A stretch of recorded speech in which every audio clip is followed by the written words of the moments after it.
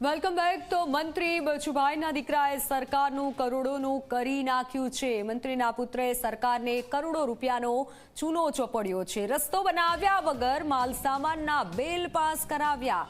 સરકારી ચોપડે રસ્તો ટીપ ટોપ છે, પણ રસ્તા પર ડામર નથી। દાહોદના મનરેગા કૌભાંડ મામલે મોટા સમાચાર। મંત્રી બચુ ખાબડના પુત્રની ધરપકડ કરી લેવાઈ છે। આ કૌભાંડ મામલે બળવંત ખાબડની ધરપકડ થઈ છે। મનરેગાના 71 કરોડના કૌભાંડ મામલે 35 એજન્સીઓ સામે ગુનો નોંધાયો હતો। 35માંથી એક એજન્સી બળવંત ખાબડની છે। તત્કાલીન ટીડીઓ દર્શન પટેલની પણ ધરપકડ કરાઈ છે। મહત્વનું છે કે દાહોદ મનરેગા કૌભાંડ બહાર આવતા ખળભળાટ મચી ગયો હતો।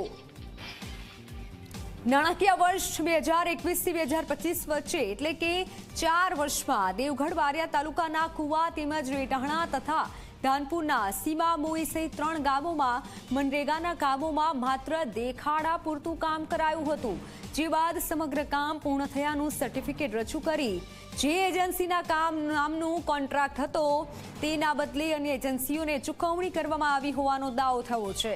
આ તમામ એજન્સીઓમાં મંત્રીના પુત્ર સહિત 35 એજન્સીઓનો સમાવેશ થયો હતો।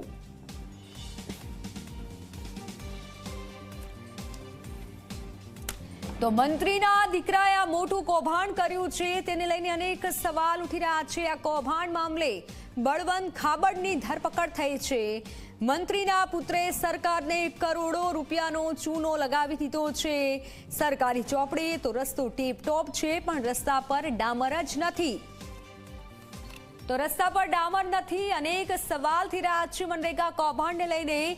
મંત્રીનો દીકરો કે જેને સરકારને ચૂનો ચોપડ્યો છે તેને લઈને અનેક સવાલ ઉઠી રહ્યા છે, અને આ સવાલને લઈને ઝી 24 કલાક પણ સવાલ કરી રહ્યું છે।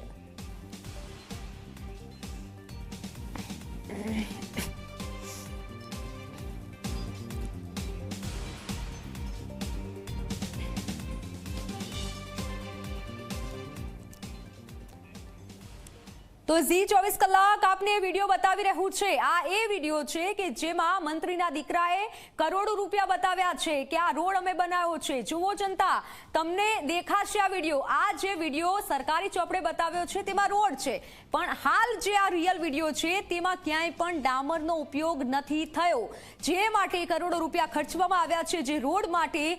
આ જે રોડ છે તેમાં તમને ક્યાંય પણ ડામર નહીં દેખાય, પરંતુ ડામર અને તમામ વસ્તુ જે ઉપયોગમાં લેવાય છે તેના રૂપિયા બતાવી દેવાયા છે સરકારી ચોપડે।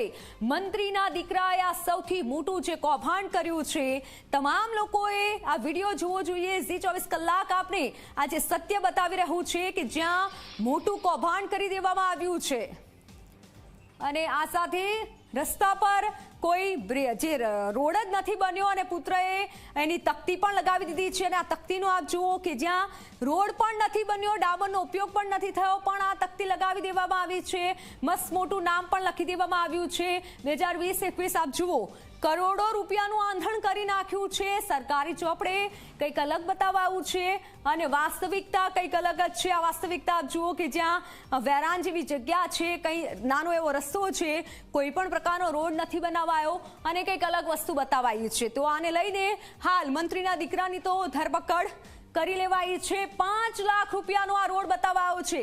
ઝી 24 કલાક તમને આ રોડ બતાવી રહ્યું છે। 5 લાખ રૂપિયા ખર્ચ થયા છે। રેઢાણા ગામ છે, આ રેઢાણા ગામમાં 5 લાખ રૂપિયાનો આ રોડ બનાવ્યું છે તેવું સરકારી ચોપડે બતાવ્યું છે, પણ વાસ્તવિકતા ના, વાસ્તવિકતામાં કંઈ જ નથી। ખાલી એવું બતાવી દેવાયું છે, નથી ડામરનો ઉપયોગ કરાયો કે નથી કંઈ બીજાનો ઉપયોગ કરાયો, પણ સરકારી ચોપડે આ વાત બતાવાઈ છે। અને કરોડો રૂપિયા અને જે 5 લાખ રૂપિયા છે તે ખર્ચી દેવાયા છે, અને આ સાથે હાલ તો ધરપકડ કરી લેવાઈ છે મંત્રીના દીકરાની।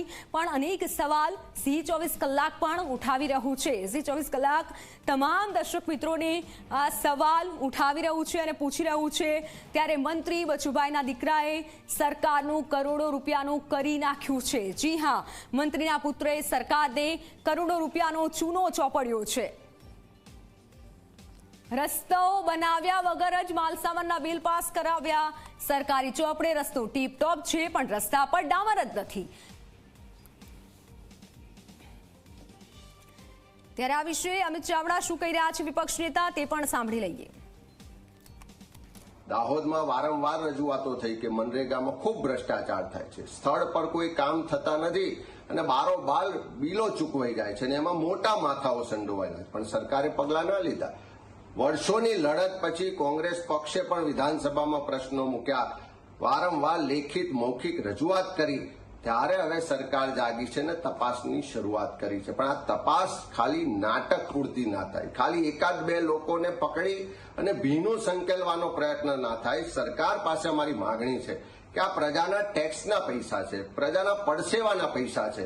આ મનરેગા યોજના ગરીબ સામાન્ય માણસને 100 દિવસ રોજગાર મળે એટલા માટે આ કાયદો લાવવામાં આવ્યો છે. એવા કાયદા હેઠળની યોજનાઓમાં ભ્રષ્ટાચાર થાય એ ક્યારેય ચલાવી ના લેવાય. સરકારે પ્રમાણિક નિષ્ઠાવાન અધિકારીઓની એસઆઈટી બનાવવી જોઈએ.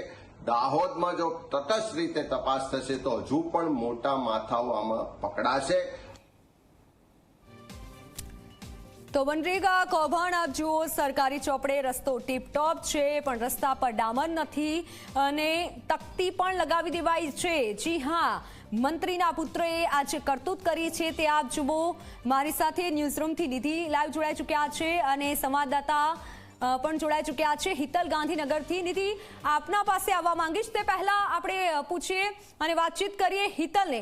હિતલ, જે મોટું કૌભાંડ થયું છે અને કહી શકાય કે મંત્રીનો દીકરો કે જેને રૂપિયાનું આંધણ કરી નાખ્યું છે, લોકો ટેક્સ ભરતા હોય છે અને તે રૂપિયા આ રીતે વેડફ્યા છે. સરકારી ચોપડે ઘણું બધું બતાવ્યું છે પણ વાસ્તવિકતામાં કંઈ છે જ નહીં.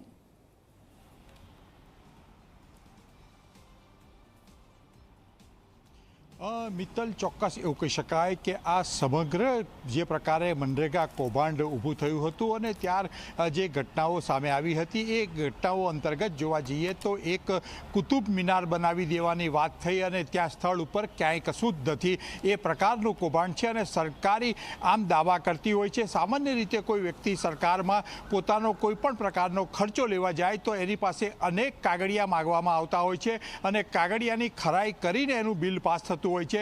પણ આ મંત્રીના પુત્રના કેસમાં જોવા જઈએ તો ક્યાંય પણ રોડ બનાવ્યો નથી, એના બિલો મૂકવામાં આવ્યા અને બિલો પણ ચકાસ્યા વગર સીધી રીતે ચૂકવી દેવામાં આવ્યા. એટલે ક્યાંક ને ક્યાંક જોવા જઈએ તો મસ્ત મોટું કૌભાંડ આચરવામાં આવ્યું છે અને આખરે મંત્રીના પુત્રની ધરપકડ પણ કરવામાં આવી છે. પણ ચોક્કસ આ કેસમાં આ જે દેખાય છે એટલો નાનો કેસ નથી, આ ખૂબ મોટો કેસ છે.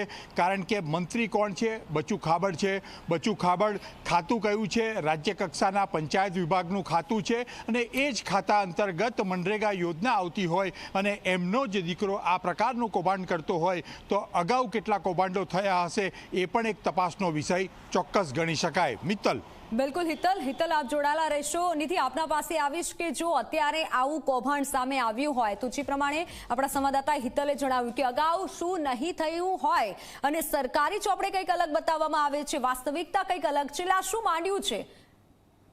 બિલકુલ, સવાલ એ જ થાય કે આખરે આ શું થઈ રહ્યું છે આપણી સરકારમાં. આપણી ગુજરાત સરકારના મંત્રીના પુત્ર જો આ રીતે કૌભાંડ કરતા આચરતા પકડાતા હોય તો આખરે અન્ય લોકો શું નહીં કરી શકતા હોય તે સવાલ ઉઠે.